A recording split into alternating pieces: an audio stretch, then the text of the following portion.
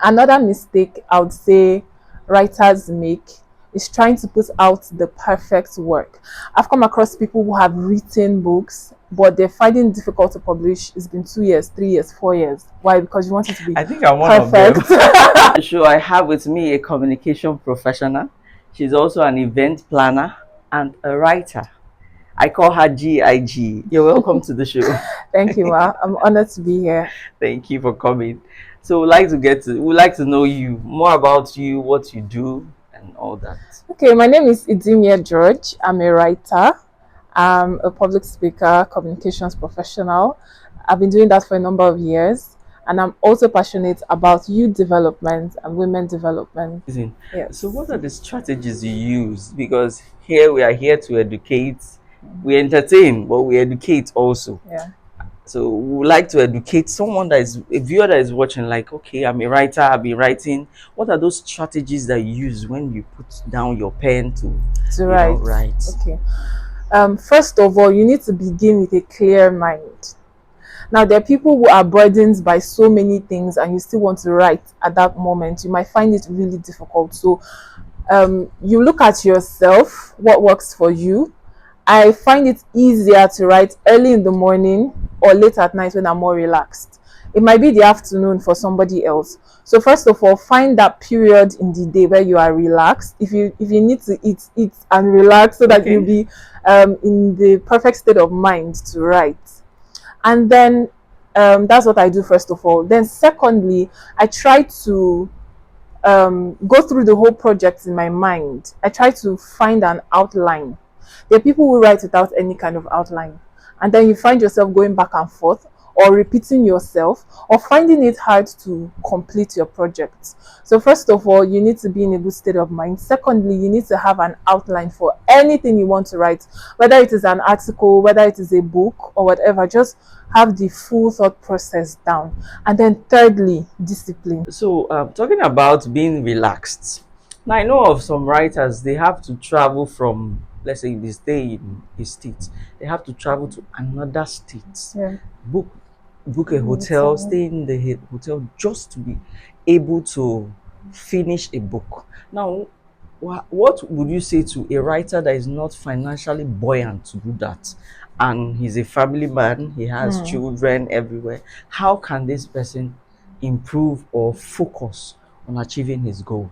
Okay, I think first of all, it starts from a strong desire. A lot of things that we tell ourselves that we cannot do or we are lackadaisical about is because that desire is not strong enough to do it. So when you have the desire, first of all, everything you can work around it. For example, you may need to have conversations with your spouse and to say, for the next 2 months, I want to finish this project. So bear with me. So there may be times you may need to maybe leave the house to a friend's place. Like sometimes when we look at our network, there's so much that we can do with relationships. So maybe you have a friend who has a quiet space that you can take advantage of.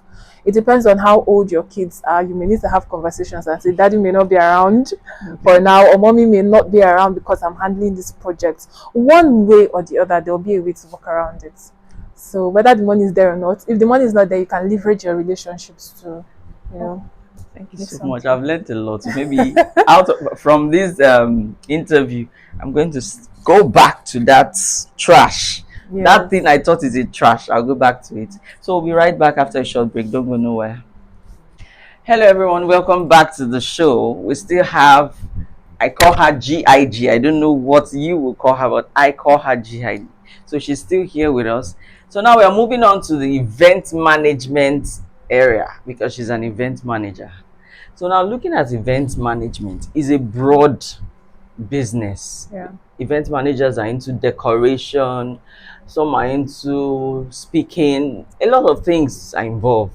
It's versatile and it's broad. So which area do you focus on?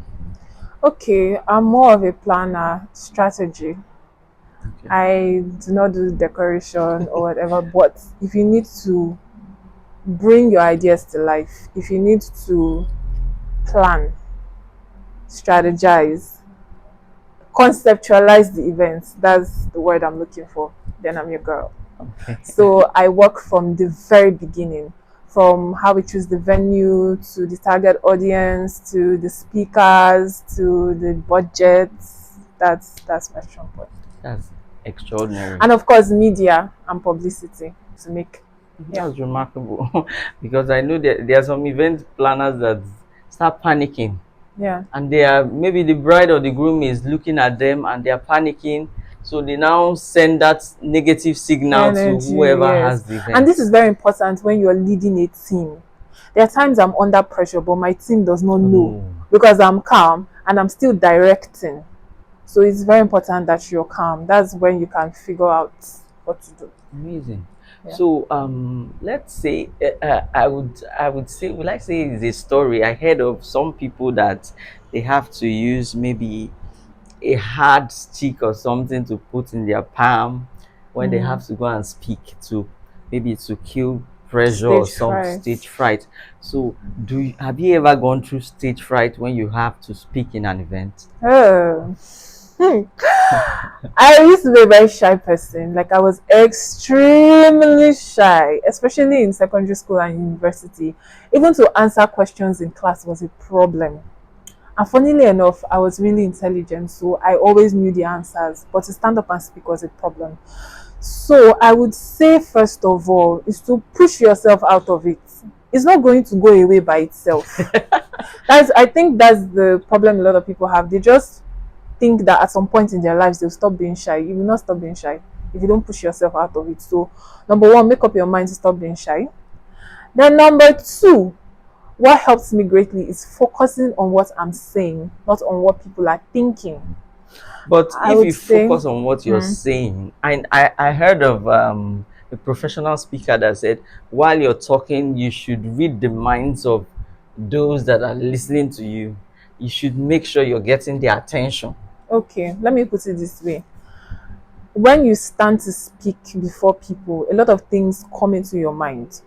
Am I well dressed? Do they like me? Do they think I'm doing well?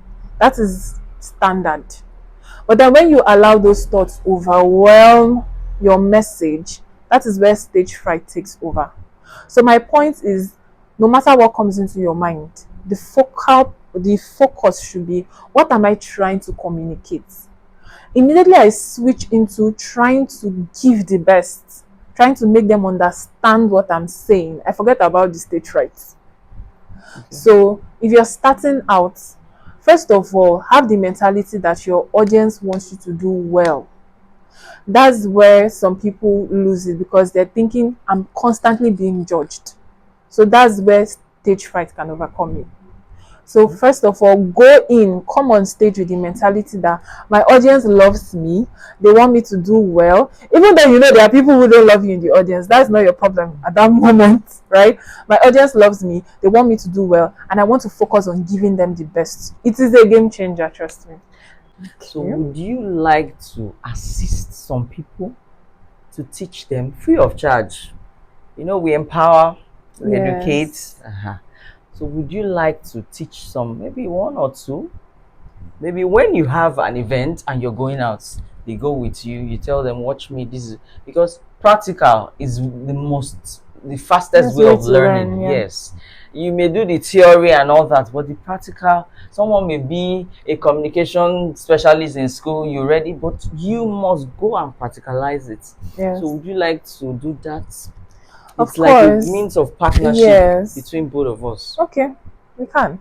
Because I like to give back. From time to time, I do free courses on different areas. Instagram. You heard that, so go to the comment section and put down your name. Say, I'm interested, because she's ready to teach for free.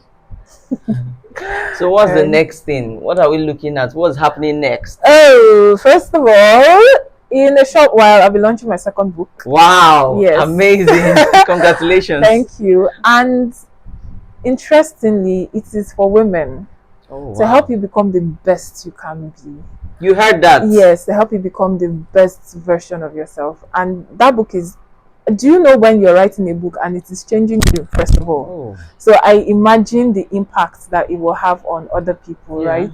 So that's the next thing for me. And throughout the year, I'll come up with different programs, like you said. Some will be online, some will be on site. Okay. But you can be rest assured that I have good things coming for you. Oh, that's great. Yeah. Ah, it's so interesting having you on the show today. Thank you so much. Thank you for having me. I had a lovely time. Thank you so Yeah. much. So that's where we draw the curtains on today's edition. Until we come your way next time, love life, live life, enjoy your life. I remain your host, Titi. Atutale.